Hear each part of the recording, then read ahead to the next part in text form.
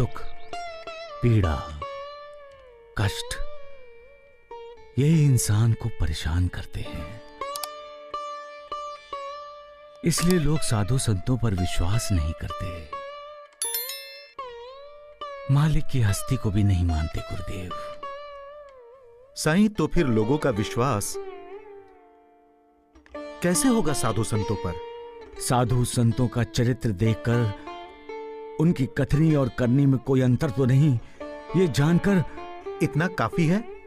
नहीं गुरुदेव, लोग भोले हैं, निष्पाप हैं, कभी कभी उनके लिए चमत्कार करना ही पड़ता है। मेरे सभी साईं भक्त को दिल से ओम साई राम। अभी जो मेरे साईं की संदेश सुन रहे हैं, मैं प्रार्थना करती हूँ उनकी सारी मनोकामना बाबा पूरा करे। अगर इस साईं संदेश को हम हमारे जीवन में अपनाएंगे तो बाबा के आशीर्वाद करुणा हमारे ऊपर हमेशा बनी रहेगी। हम कैसे सही रास्ते में चलेंगे, बाबा हमको हमेशा रास्ता दिखाते रहेंगे। तो चलिए आज के साईं संदेश सुनते हैं।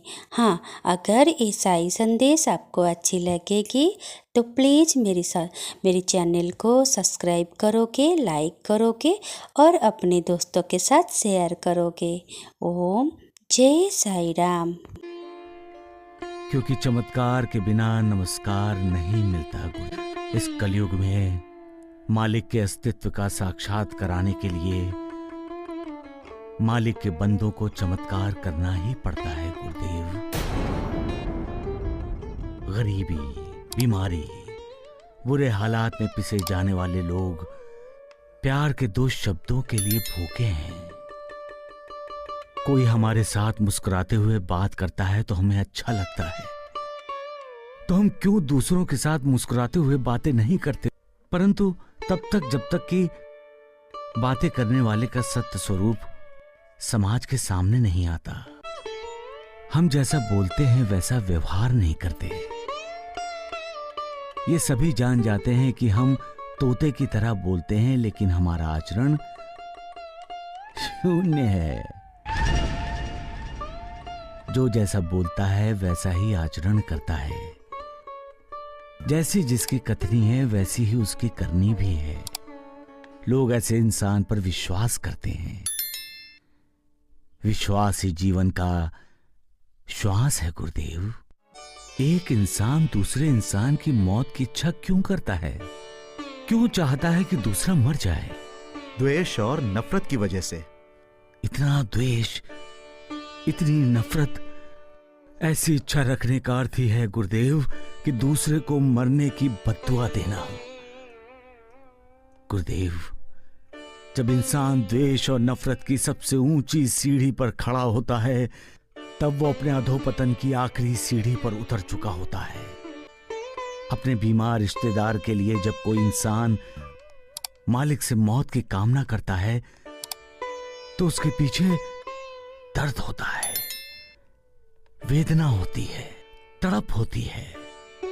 क्योंकि हर पल हर वक्त जो अपने बीमार रिश्तेदार को उस दर्द, उस वेदना के बीच मरते हुए देखता है, वो चाहता है कि उसके बीमार रिश्तेदार को दर्द वेदना से मुक्ति मिले। इसलिए बद्दुआ नहीं, दुआ है गुरुदेव। लेकिन जब इंसान द्वेष, नफरत के अधीन होकर किसी की मौत की इच्छा करता है तो वो बद्दुआ होती है। और ऐसा इंसान मालिक की नजरों में गिर जाता है। मालिक ही इंसान को बनाता है। और अब दूसरों की मौत की इच्छा करने वाले इंसान को देखकर खुद हैरान भी हो रहा होगा, सोच रहा होगा, क्या मैंने ही इस इंसान को बनाया है? विकारों के अधीन रहने वाले इंसान को निर्विकार मालिक भी समझ नहीं पाता होगा। ऐसा क्यों सोचता है इंसान गुरुदेव? क्यों इंसान दूसरों का बुरा चाहता है? क्यों दूसरों को बद्दुआ देता है? किसी को ताड़ने में मन को जो शांति मिलती है, क्या वो किसी को मारने में मिलेगी गुरुदेव? किसी की जिंदगी बचाने में जो अद्भुत आनंद मिलता है वो किसी की मौत की इच्छा करने में नहीं मिलता। ये बात कब समझेगा इंसान गुरुदेव, कब? मालिक का बनाया हुआ ये इंसान समझ से परे है। हार न मानने की सोच ही इंसान को जिंदा रखती है, क्योंकि उम्मीद है तो जिंदगी है। उम्मीद से ही इंसान को आगे बढ़ने की प्रेरणा मिलती है। इसलिए उम्मीद का दामन कभी नहीं छोड़ना चाहिए। कर्ता कर्म करता है, क्योंकि कर्ता के अधीन कर्म है, परंतु फल तो उस मालिक के हाथ में है। फिर हम फल की चिंता क्यों करें? यदि हमने कर्म किया है तो मालिक एक ना एक दिन उसका कर्म फल हमें देगा। इसलिए इंसान को अपना कर्म मालिक पर भरोसा रखते हुए पूरे मन से करना चाहिए। जब कोई कर्म पूर्ण मन से किया जाता है तो एक ना एक दिन उसमें सफलता मिलती ही है। लेकिन यदि कोई बिना कोशिश किए, बगैर प्रयास के ही फल की उम्मीद करता है और ये सोचता है कि उसके लिए सोचने वाला मालिक है, हम क्यों सोचें, तो ये गलत है।